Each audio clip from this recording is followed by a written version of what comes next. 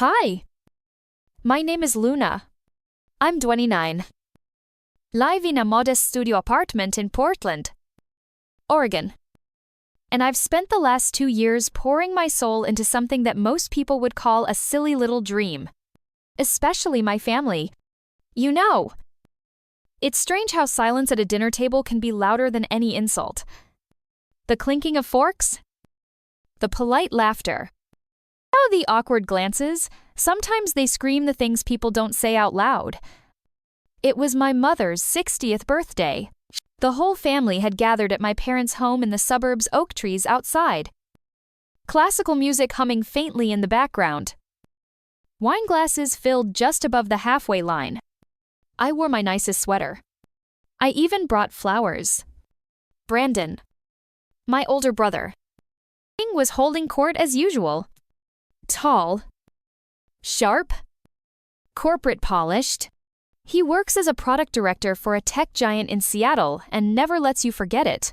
He was telling a story loud, confident, charming as ever about closing a deal that saved the entire roadmap. Everyone laughed. Dad nodded in approval. Mom beamed like she was watching a live TED Talk. That was Brandon. He was the son who made it. And then someone asked the question I always dread. So Luna, what are you up to these days? It came from Aunt Cheryl. She smiled. Sipping Pinot Noir. Completely unaware she'd just opened a wound I hide behind every cheerful nod. Before I could speak, Brandon jumped in with a chuckle. Oh! Luna's still in her hacker phase, he said, waving his hand like it was a joke we all knew. She's building something with a friend. It's like an app for remote workers or productivity or… I don't know. She codes in her pajamas all day. Living the dream. Right. They laughed. Even my father cracked a smile. I tried to laugh too. But my face didn't get the message. What I wanted to say was this: yes. I work from home. Yes. I wear sweatpants. But I've built more in 2 years than most teams do with venture capital and a dozen engineers. I've failed fast. Learned faster. Coded for 16 hours straight until my hands went numb. I've cried into cheap coffee at 2 a.m. and still showed up to every stand-up call like it was day one. But I didn't say that. I just smiled, poked at my roasted carrots, and quietly faded back into the wallpaper of the room. Because sometimes, silence is safer than the truth. And because I knew deep down that no matter what I said, they wouldn't hear me anyway. Not yet. It's funny, isn't it? You can be rebuilding the plane while flying it. Keeping a dream alive with duct tape and belief and still be seen as the one who hasn't figured life out. Brandon turned back to his story.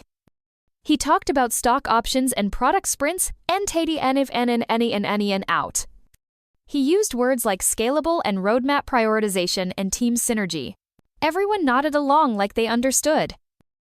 Because that's what success sounds like. Apparently. Meanwhile, my success didn't speak in buzzwords. It whispered in small victories: a bug fixed after 3 sleepless nights. A beta user finally converting. A line of code that worked exactly as intended, but no one claps for that at family dinners.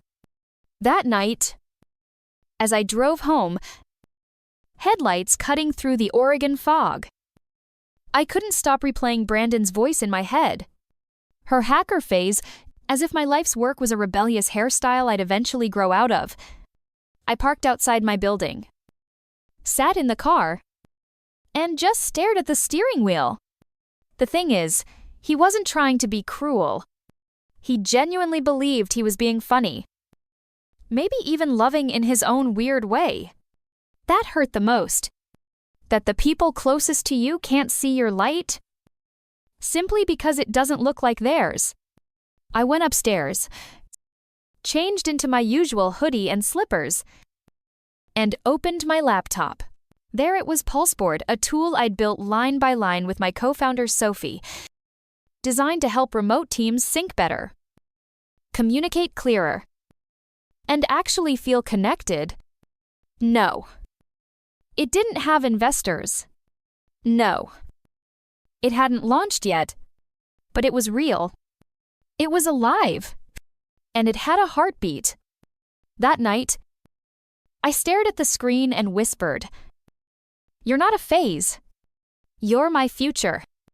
They didn't see me at the dinner table. But that's okay, because sometimes being underestimated is the greatest gift. It gives you silence to focus. It gives you fuel to burn.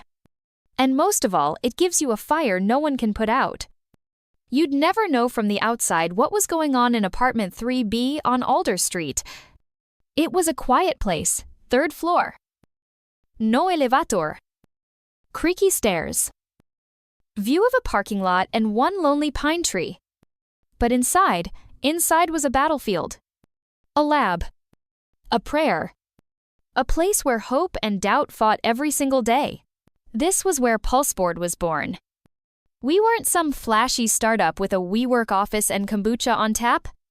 There was no whiteboard filled with buzzwords or seed funding press releases OFT and RUS. There was just me, my best friend and co-founder Sophie Grant, and 2 laptops held together by stickers and stubbornness. Pulseboard wasn't just software. It was our rebellion. A quiet protest against how fragmented and isolated remote work had become. It started with a simple idea: what if remote teams could feel like actual teams again, not just Slack messages and calendar invites, but a dashboard that let everyone see not just what was being done, but how people were doing. Mental fatigue check-ins. Smart scheduling based on time zones. AI-generated morale trends. Clean UX. A pulse. But good ideas don't guarantee survival. And we were bleeding hours. We worked out of my living room. Hair kitchen. A borrowed desk in the back of a friend's bookstore. Our team meetings were voice calls at 1:00 a.m. with one of us whispering because the other roommate had to be up at 6. Sometimes we couldn't afford the premium version of the tools we used to build Pulseboard. So we hacked together free trials and open-source libraries like kids building a spaceship from junkyard metal. We laughed. A lot. Sometimes to stay sane. And we cried. 2. I'll never forget the night our entire user database got corrupted 2 days before a demo. I looked at the screen like it had punched me. Sophie didn't say anything at first. She just closed her laptop, exhaled, and said, "Well, we weren't planning to sleep tonight anyway." And we didn't. We stayed up fixing it, line by line, till sunrise painted the blinds gold.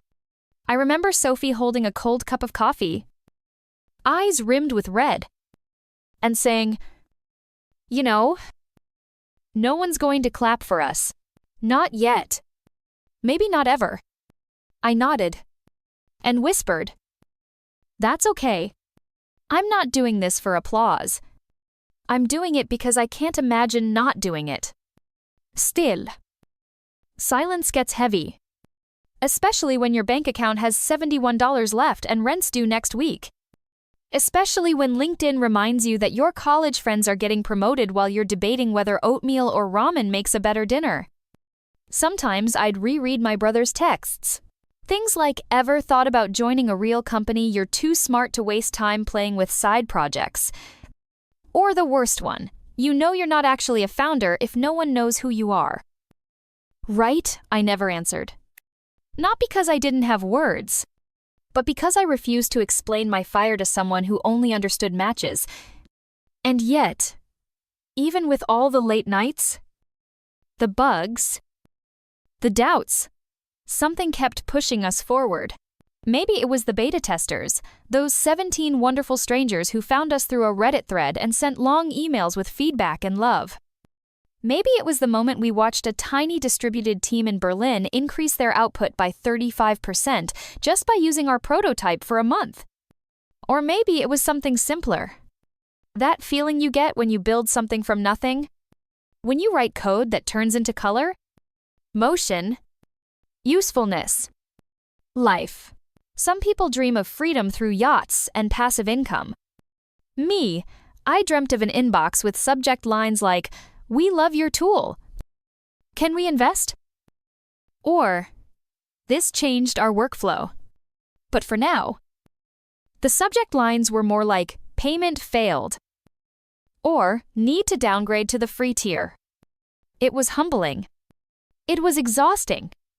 And, still, it felt more real than anything I'd ever done. There's a weird kind of magic in being unseen. No spotlight. No expectations. Just you. Your grit. And a problem you refuse to leave unsolved. Looking back, those months were brutal. And beautiful. And essential. We were building something no one clapped for. Not yet. But one day, maybe soon, maybe later the world would know what we knew deep down in our bones. This wasn't a phase. This was the beginning. And beginnings, they're always quiet. But they echo forever. It was a Thursday afternoon. And Portland's sky had that grayish blue that made everything feel a little heavier than it should. I had just finished debugging a nasty issue in PulseBoard's user interface. Sophie and I were planning to push the update to our beta testers later that night. I was feeling okay. Tired. Yes. Broke? Yes. But okay. And then my phone rang. Brandon McAllister. My brother. For a second, I considered not picking up. I knew where this might go, but I also knew that if I let the call go to voicemail, he'd just leave a long-winded message about how I was avoiding reality. So I answered. "Hey," I said, casually, trying to sound busy and unfazed. "Luna," he replied. His voice was smooth, polished, like it always was when he was about to say something that stung. "What's going on with you?" he asked. As if we were just catching up. Before I could even finish my answer, something vague about user feedback and improving team sentiment metrics, he jumped in. "You know, at some point, you might want to think about getting serious." I went quiet. It continued, I get it. It's cool to be the quirky startup girl, working out of coffee shops and pitching strangers on Reddit. But don't you think it's time you joined the real world? My hands clenched around my phone. "The real world," I repeated, trying to keep my tone neutral. "Yeah. Like, a company with revenue, with benefits, with a 401k. For crying out loud, Mom and Dad are starting to worry about you." I took a deep breath and looked around my tiny apartment. My laptop was still open, code glowing softly on the screen. Post-it notes on the wall. Sketches for a new AI dashboard layout. A spreadsheet filled with usage analytics. This was real. Every damn line of it. But Brandon didn't see that.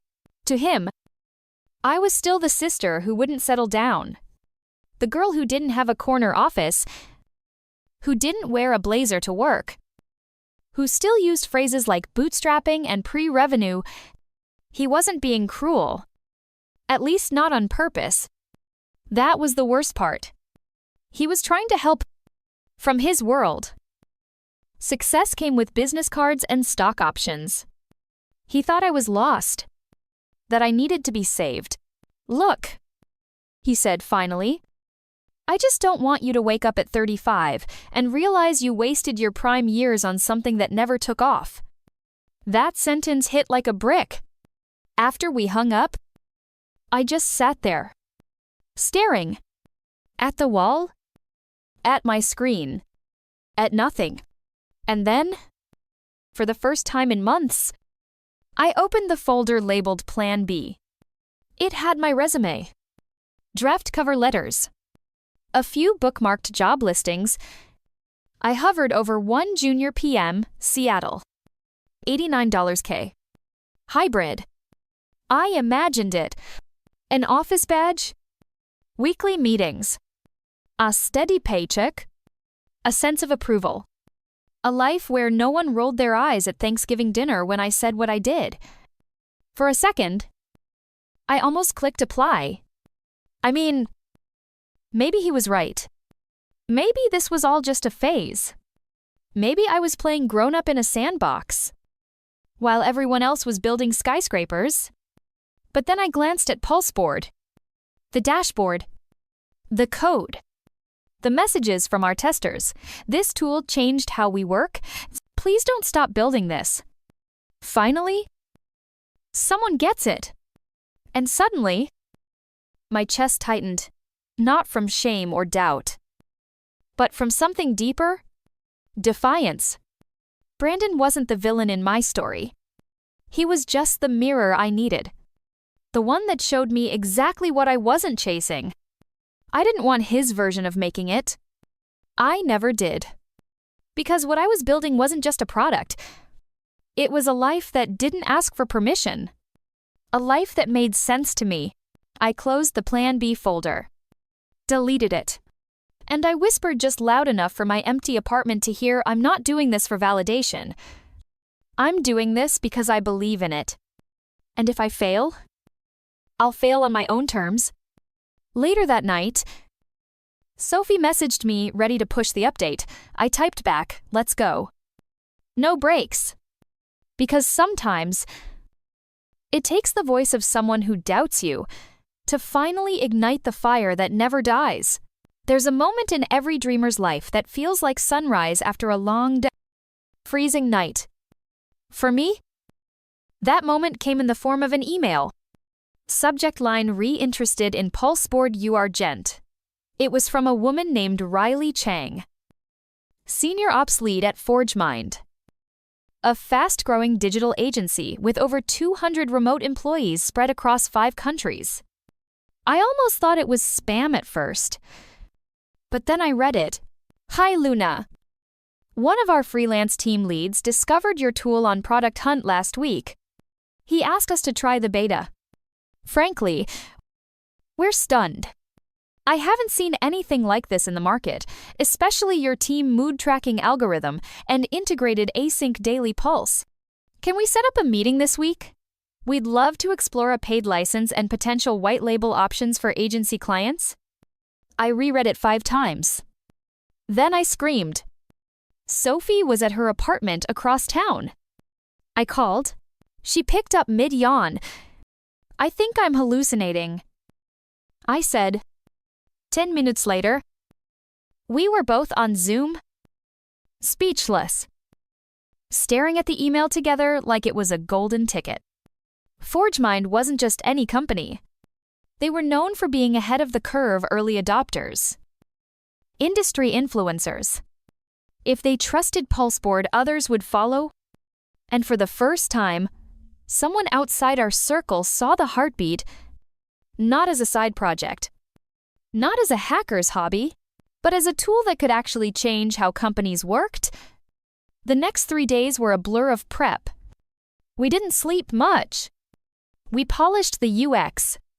We ran load tests. We built a presentation so sleek even Brandon would have approved.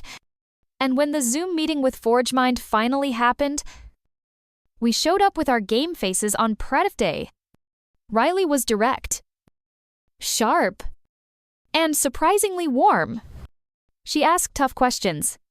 How we gathered data without invading privacy. How we ensured emotional tracking wasn't manipulative. How we scaled across time zones and bandwidths. And we had answers. Because we'd lived this product, every pixel, every decision. We didn't fake anything.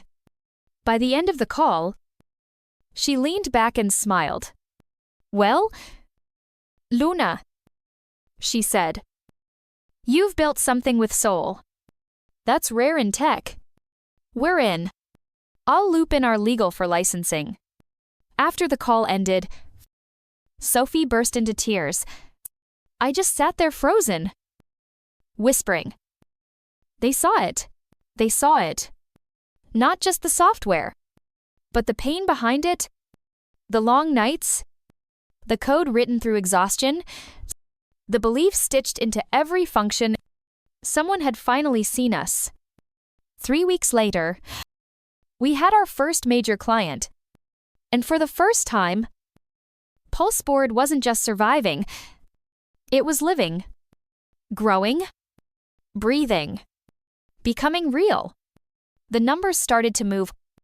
More downloads, more interest, LinkedIn messages from strangers, product managers, CTOs, investors. And then came the call that shifted the ground beneath us. It was from Cascade Ventures, a mid-size investment firm in San Francisco. A partner named Ethan had seen our product in use at ForgeMind. He didn't waste time. We're not just impressed. We're excited. He said, we'd like to talk about strategic acquisition. We think PulseBoard has potential far beyond what you've imagined. Sophie and I stared at each other, mouths half open. This wasn't just interest, this was a buyout conversation. That week, we got on a plane for the first time in a year. San Francisco skyline greeted us like a promise. I wore the same blazer I had once used for job interviews. Sophie wore sneakers because she said, if we're selling our company, I'm doing it with comfy feet. The meeting at Cascade was surreal. We pitched. They nodded. We answered questions. They smiled. And then, halfway through, Ethan looked at us and said, I didn't think you two had this in you at first. I figured it was another overhyped remote tool. But what you've built, it's got soul. It's got a heartbeat. That's what companies are missing. That's what we're buying. I could barely breathe. They made an offer the next day, $4, $2 million for a controlling stake. With both of us staying on as creative leads, full autonomy, full vision. We didn't take it right away. Not because we were afraid to sell, but because we needed a moment to understand what was happening. That night, in our hotel room overlooking the Bay Bridge, I looked at Sophie and whispered, do you think they'll believe me now? She smiled. Forget believing. They'll never see you the same again. And neither would I. The smell of roasted turkey and sage stuffing always reminded me of childhood. Warmth. Laughter. My mom humming while she stirred the gravy. My dad cracking the same dad jokes. And Brandon, my older brother, always bringing the wine and the bravado. But this year, Thanksgiving felt different. I hadn't been home in 2 years. Not since I left my comfortable job in Boston to chase a dream no one believed in. Not since I became the dropout in the family, though. I'd never actually dropped out. Just stepped away. Just dared to try. Mom had texted a week earlier. Come home. Just come home. No business talk. I promise. So I did. I flew from Portland to upstate New York. He walked into my childhood home wearing a hoodie, sneakers, and a secret worth millions. Literally. Mom hugged me too tight. Dad gave me the kind of pat that said, still my little girl. And Brandon gave me that polite nod. The kind people give to baristas, they barely know R.S. and Tyson's. I smiled anyway. Dinner started the way it always did. Carving the turkey. Blessing the meal. Talking about traffic and weather and how fast kids grow. I sipped my cider and waited. Then it happened. So, Luna. Brandon said casually, you still working on that side hustle? I looked up. Sophie once told me, there will be a moment where you'll want to scream your success into the faces of everyone who doubted you. Don't. Let the silence speak. I nodded. Calmly. You could say that. Oh yeah, he grinned, clearly amused. Still coding in cafes and chasing unicorns, Mom gave him a light nudge. Brandon, it's okay, I said, gently placing my fork down. Actually, we just closed a licensing deal with a global agency, and a venture firm offered to buy us out. The table went silent. Brandon blinked. Wait, what? I leaned back. Yeah. Cascade Ventures. They're based in San Francisco 100 Devry and 7 Ennis. They saw the value in our product and made an offer. Multi-million-dollar deal. We signed last week. My mother gasped softly. My father cleared his throat. And Brandon just stared. He tried to recover. So what's the product? Like an app? It's called PulseBoard. It's a remote team health analytics tool. Real-time emotional data. Task flow clarity. Burnout forecasting. We built it for teams like yours. Brandon worked in corporate finance. I knew those words would land. He swallowed. You built all that. I nodded. Me and Sophie. From scratch. From couches. Borrowed Wi-Fi. And a lot of caffeine. He looked stunned, like the wind had been knocked out of his assumptions. I didn't gloat. I didn't laugh. I just kept speaking. Voice steady. Hand still. You know. I continued. For a long time. I let other people define success for me. I let your questions become my doubts. But I stayed with it. Because I knew what I was building mattered. Even when no one clapped. Even when it didn't pay. Even when I cried myself to sleep, wondering if I'd made a huge mistake. My voice cracked for a moment. But I kept going. I believed in something bigger than approval. And now, it's real. Not just the product, but the life. My life.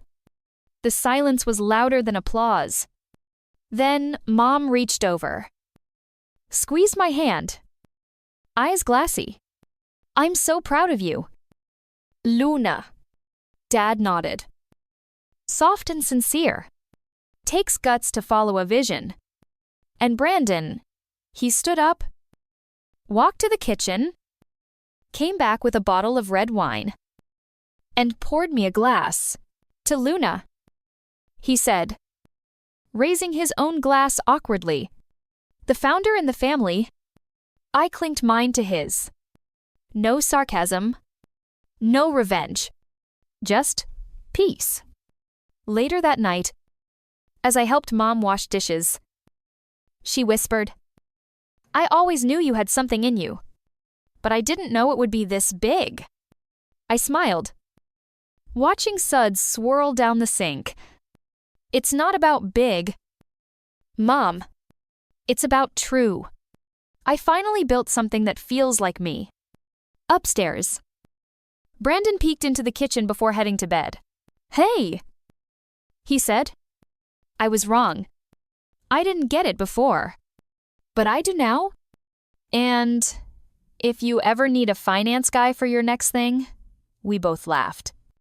I went to sleep in my old bedroom, surrounded by posters of stars and galaxies and one fading sticky note I'd left years ago on the mirror. You don't need them to believe. Just don't stop. Turns out, it was right all along. You'd think the hardest part of building something from scratch would be the beginning, the long nights, the ramen dinners, the gut-wrenching doubt. And for a while, it is. But no one tells you how lonely success can feel once you get there. I was in San Francisco now. New apartment. Skyline views. Polished pitch decks. PulseBoard had been officially acquired by Cascade Ventures.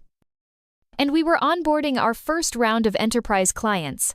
Sophie and I had our own team of engineers, a customer success lead, and a product manager with an MBA from MIT. On paper, I had made it. But something felt Off. It started the morning I got my first wire transfer $1. 6 million into my personal account. I remember staring at the screen. Heart pounding. And then nothing. No tears. No screams. Just a hollow kind of stillness. I made a cup of coffee. Saturday on the floor of my apartment. And waited to feel something? Gratitude. Maybe. Joy. A sense of vindication. But instead, I felt like a ghost in my own victory. The following weeks were full of noise meetings, interviews, emails titled "Congrats and so proud of you," I smiled. I nodded. I said all the right things. But every night, I returned home to silence. One evening, I sat on my new velvet couch, looking around at a living room that looked like a West Elm ad. Everything was perfect, curated, expensive, and yet it didn't feel like mine. I hadn't seen Sophie in days. We were working around the clock in parallel now, with a growing team between us. We still messaged, still collaborated, but it wasn't the same as crashing on each other's couches and whispering through launch nights like college rebels. I missed it. God? I missed her, the real her. The version of us before this became a machine. And then came the invitation. Keynote speaker, Women in Tech West Summit 2025. I should have been honored. And I was, but I also felt terrified. What would I say? How do you stand on stage and tell people to chase their dreams when no one warns you that catching them might leave you gasping for air? That night, I took a walk through the Embarcadero, watching seagulls circle over the bay. It was cold, the kind of cold that sobers you up. I sat on a bench, phone buzzing with congratulations, with media inquiries, with requests, and suddenly, it hit me. I'd spent so much of my life proving I could build something. I never asked whether I wanted the version of success I was chasing. What if the thing I built, the company, the product, the name was just a vehicle to something deeper? What if the real dream had nothing to do with money or recognition? What if it was about meaning? The next morning, I walked into the Pulseboard office and asked to book out a room, no laptops, no slides, no spreadsheets, just whiteboards. I called Sophie in. And for the first time in weeks, we sat down without distractions. Just the two of us. Are we okay? I asked. She looked at me, eyes soft but tired. I've been wondering the same thing. We talked. Really talked. About the pressure. About how fast everything had moved. About the joy we missed, the messy, silly, caffeine-fueled joy of making something with no audience. No investors. Just us. I don't want to lose you in this. I said, quietly. You're not going to... She replied. But maybe we need to remember why we started. So we did. We pulled up our first sketches. Our dumb wireframes drawn on napkins. We laughed until our stomachs hurt. We remembered our why. Pulseboard was never just about metrics. It was about humans. About emotional visibility. About building something that made people feel seen and helped teams care again. We made a decision that day. We weren't going to let the machine devour the meaning. We wrote a new mission statement, people first, always. It was a reset. Not of our company, but of our hearts. A few days later, I took the stage at the Tech Summit. The room was full of cameras, spotlights, hundreds of young women looking up at me like I held the secrets to their future. I told them the truth. I told them that building something that matters will cost you things. Sleep, comfort, sometimes relationships, But I also told them that you must define what success looks like for you, not for your parents. Not for investors. Not for LinkedIn likes. Money doesn't make you feel real. I said, meaning does. Connection does. And if you ever lose sight of that, come back to the people who loved your idea before it was big. That's where the gold is. I stepped off the stage to a standing ovation. But more than that, I stepped off knowing who I was again. Luna. Not the millionaire. Not the headline. Just the girl who once sketched an idea at 2 a.m. because she wanted people to feel understood. And that was the real win. The keynote changed something in me. Not because of the applause. Not because of the LinkedIn shares or the photos that went viral. But because of the girl who waited outside the auditorium afterward, clutching a notebook to her chest like it was armor. She looked about 19 blanks for 11 ass clees. Skin the jeans. Oversized hoodie. And the kind of eyes that had seen disappointment too early. Hi, she said. Voice shaking. I'm Zoe. I didn't know someone like you existed. I blinked. Someone like me. Someone who admits that success can feel heavy. That it's not always what we think. She hesitated. I want to build something too. But I'm scared I'll lose myself. I didn't have some prepackaged answer. I just hugged her. And when I did, I remembered what I had forgotten. I didn't build Pulseboard just for teams. I built it for people like Zoe. People like me. People who had something burning inside but nowhere safe to place it. That night, I went home, sat on the floor, and pulled out an old cardboard box. I hadn't touched in years, my idea journal. Pages of scribbles. Napkin sketches. Mind maps that never made it past daydream stage. I flipped through them like I was reading old letters from a younger me. And one page stopped me cold. Scrawled in Sharpie. Half smeared by coffee? Was this phrase, create the place you once needed? It hit me in the gut. I thought Pulseboard was that place. And it was. But now it had evolved into an enterprise tool. Useful. Impactful. But no longer intimate. What if I could build something new, not a product? A space. A sanctuary for people like Zoe. For the misfits. The builders. The ones who failed in silence. A digital home for courage. Creativity. And connection. The idea simmered for days. Sophie noticed the change. You've got that look again. She said over coffee one morning. What look? The one you had when Pulseboard was just a crazy idea we whispered about at 1 a.m. I smiled. I think it's happening again. So we talked. We dreamed. We started sketching. Not an app this time.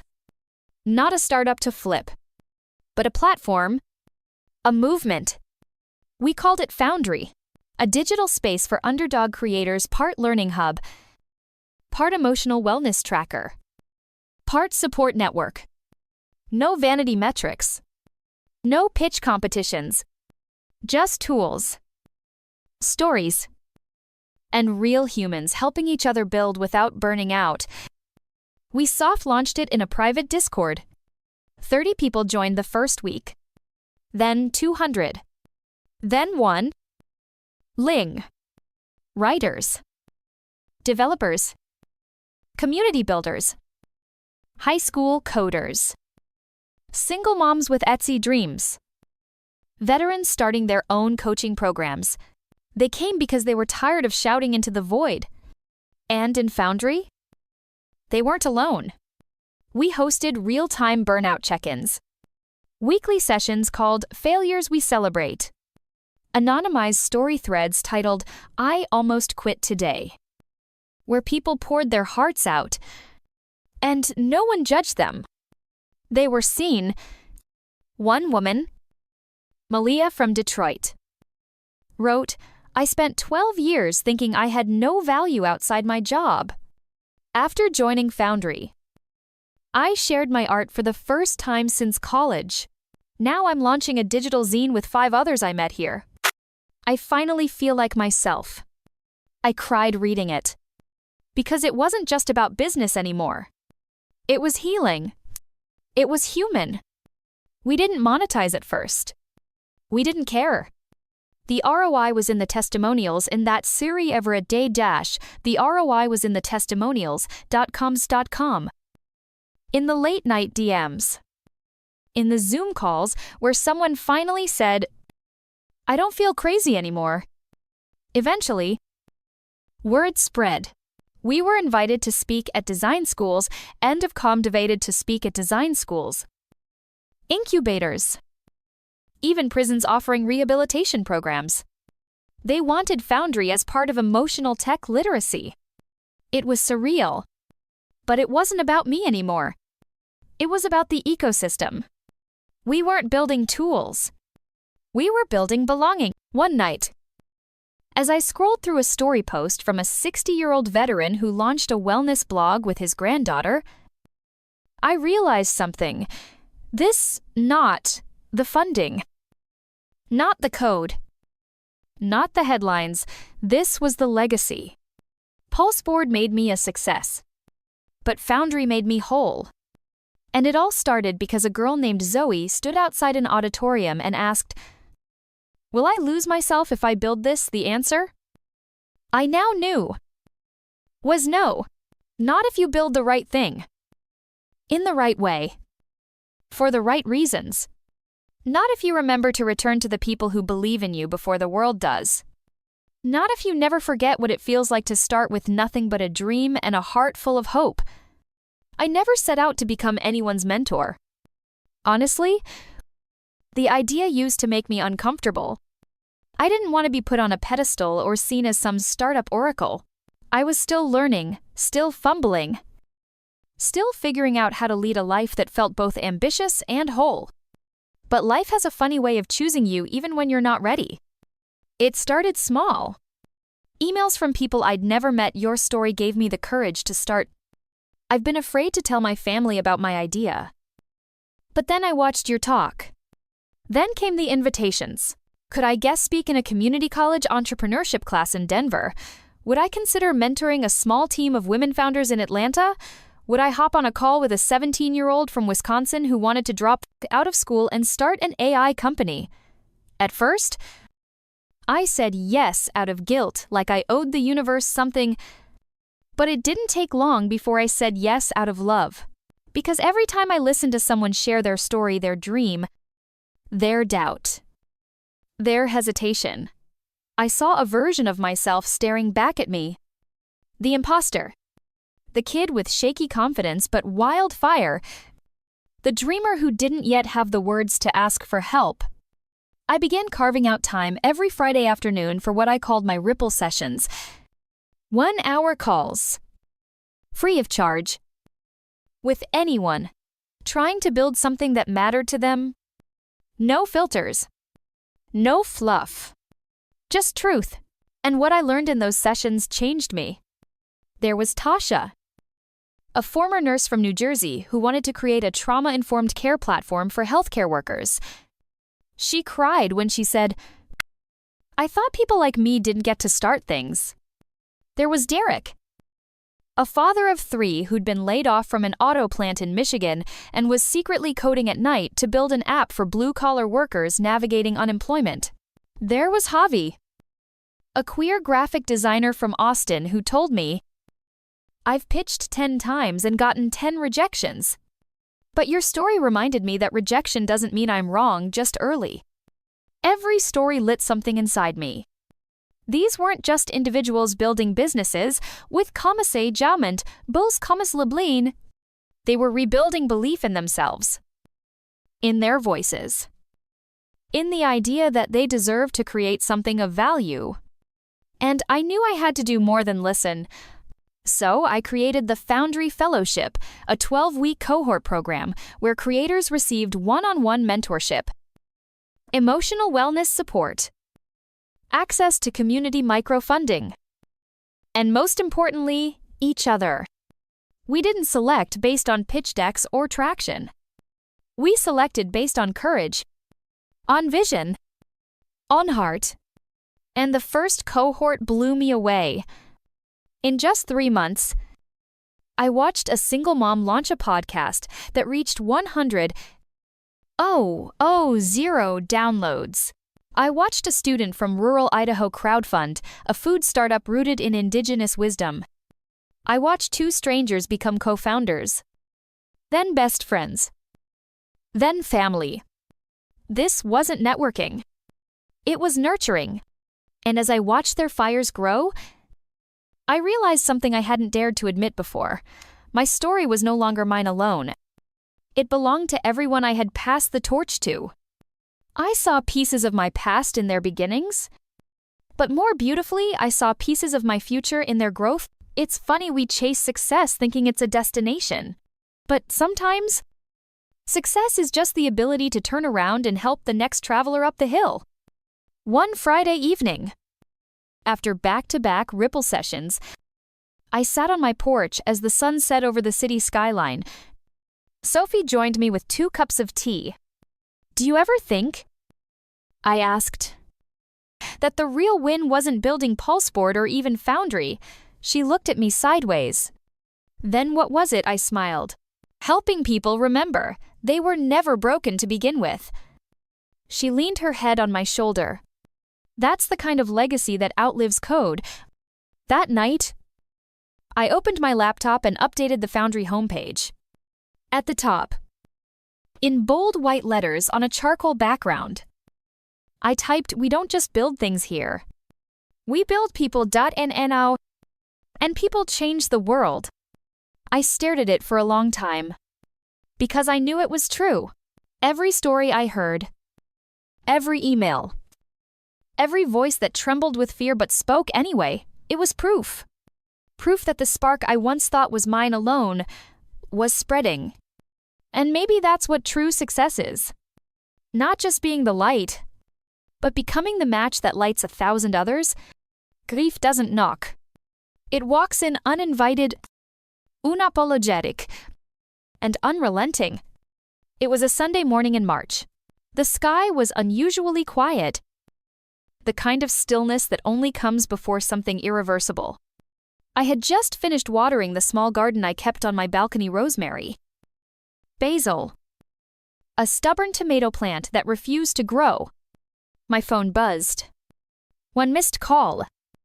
3 missed calls. Voicemail. From Sophie. And then came the text. Just 2 words. "Call me." I knew. Before I even dialed, I knew. Sophie answered with a voice I barely recognized. It cracked like old wood under pressure. "It's Dad." She said, "He's gone. Gone." The word hung there, thick and shapeless. I had never met a man like Greg in my life, Sophie's father. But more than that, a steady force in the chaos of our early days. He was the first adult who believed in Pulseboard, before it had a name, Entrebet, before it had a future. He once brought us sandwiches at 2 a.m. When we were debugging code on my kitchen floor, he didn't say much. Just handed us the food and left a sticky note on the table: "Build it with heart." That's how it lasts. I still had that note, tucked inside the back cover of my journal. And now, he was gone. Sophie flew out that night. I stayed back to manage things. But I felt like I was walking through fog. Emails blurred together. My team's voices sounded far away. I sat through meetings without hearing a single word. And when I was alone, I broke. Tears came in waves. Not just for Greg, but for everything he represented: safety, encouragement, belief when we had none of our own. He was one of the few people who truly saw me, not as Luna the founder, or Luna the mentor, but just Luna. And now that mirror was shattered. One evening, after a long day of pretending to be okay, I opened my laptop to write. I thought if I could just do something, maybe I wouldn't feel so lost. But nothing came out. Not a single word. I closed the lid and whispered into the dark. Who am I when I'm not building something? The question echoed.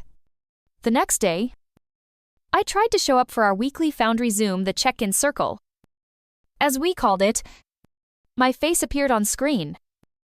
The Brady Bunch grid of beautiful, messy, courageous humans looking back at me. I tried to smile. Someone asked, "Luna, how are you doing?" I froze. Not the usual kind of freeze, not a stumble or a pause, but a kind of stillness so deep it felt like drowning. Then I said it. I don't know. And the room went silent. Not out of awkwardness, but reverence, respect for honesty. Sophie was on the call too. Her face was pale, tired, but she nodded. "It's okay to not know," she whispered. "It's okay to just be." I ended the call early that day.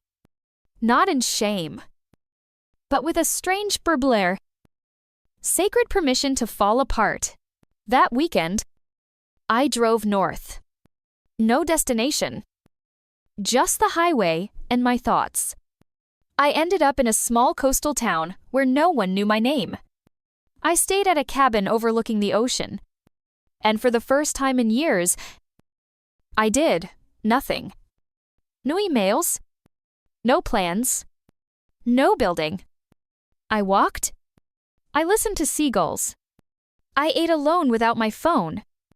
I let the grief in not as a thief, but as a teacher. And slowly, quietly, the silence began to sing. It reminded me that I am more than what I build. That identity doesn't have to be performance. That presence is enough. One morning, watching the sunrise bleed into the sea, I heard Greg's voice in my head. As clear as if he were beside me, "Build it with heart." And suddenly, I knew what I had to do. Not rush back. Not pretend. But rebuild from within. I drove home with a notebook full of nothing but feelings. No code. No blueprints. Just raw, human truth. When I returned, I gathered my team. I told them everything. About Greg, about the grief, about the way I had forgotten how to pause. And something incredible happened. They leaned in. One by one. They shared their own losses. One had just gone through a breakup. Another had lost a brother to addiction. One revealed she was battling anxiety and didn't know how to say it before. We cried. We laughed. We breathed. And in that moment, Foundry became something more than a platform. It became a community of return, a place where people could come back to themselves. Even after loss. Even after silence. Because grief, it turns out, isn't the end. It's just the space where something new gets planted. A year later, I stood at the back of a community center in Portland, Oregon. Folding chairs were scattered across the wooden floor. It's filled with young creators, parents, teachers, and entrepreneurs. On stage was someone I knew but barely recognized anymore. It was Zoe, the same girl who once stood outside that auditorium. Voice trembling. Notebook clutched to her chest. Now. She was giving the keynote at Foundry's West Coast Summit. Her voice was clear, fierce, and steady. I used to think failure was a sign I didn't belong here, she said.